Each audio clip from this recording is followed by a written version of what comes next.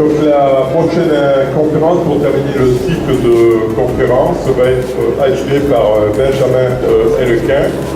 Je vais lui laisser le loisir de se présenter et il va nous parler de l'influence la pertinence des influenceurs sur les réseaux sociaux lorsque l'on évoque le sujet de la prévention santé. Merci beaucoup. Bonjour à tous. Alors, donc nous allons travailler sur une conférence qui sont en train d'installer le PowerPoint bien évidemment.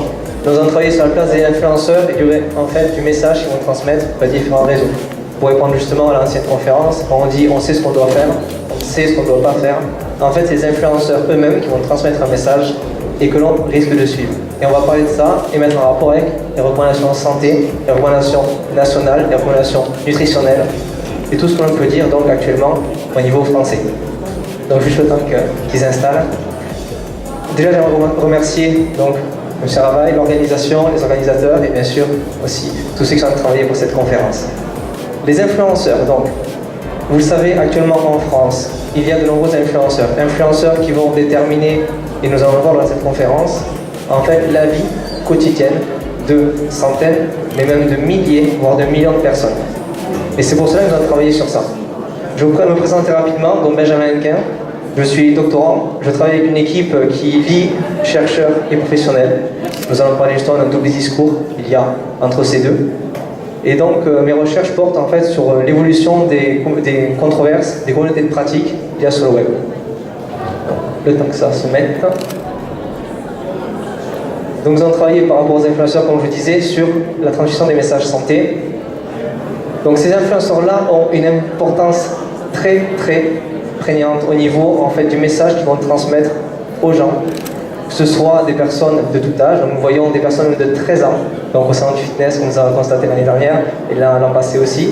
Nous avons des personnes plus âgées, 40, 50, 60 ans, qui suivent ces influenceurs au quotidien. Donc la question que l'on peut se poser en fait, c'est est-ce que ce message-là, que l'on transmet donc sur les réseaux, mais que les influenceurs transmettent, est-ce qu'il est réellement écouté? Donc on disait juste avant, on sait ce qu'on doit faire, on sait ce qu'on ne doit pas faire. La question donc on se pose par rapport à ça, c'est vraiment, est-ce qu'on sait réellement ce qu'on doit faire? Parce que les influenceurs au quotidien nous donnent des informations, nous transmettent des informations, et souvent c'est eux que l'on suit. Lorsqu'on voit par exemple Thibaut InShape a plus de 5 millions d'abonnés, donc c'est un influenceur au niveau du sport, il conseille au quotidien sur la nutrition, donc on a tout ce qui est santé, alimentation, bien-être et sport. On veut aussi relever d'autres personnes, je n'ai pas le droit de citer aujourd'hui, voilà, qui ont 1,5 million d'abonnés et qui ont conseillé des exercices qui, nous le savons, en tant que préparateur physique par exemple, en tant que chercheur, en tant que professionnel, d'expert, nous savons très bien que c'est mauvais pour la santé. Pourtant, cette personne-là gagne très bien sa vie avec ses programmes, voilà, des programmes de 3 lettres, je ne peux pas nommer, mais voilà, qui ont des problèmes de posture, au niveau des postures, au niveau de l'alimentation. Voilà, tout simplement.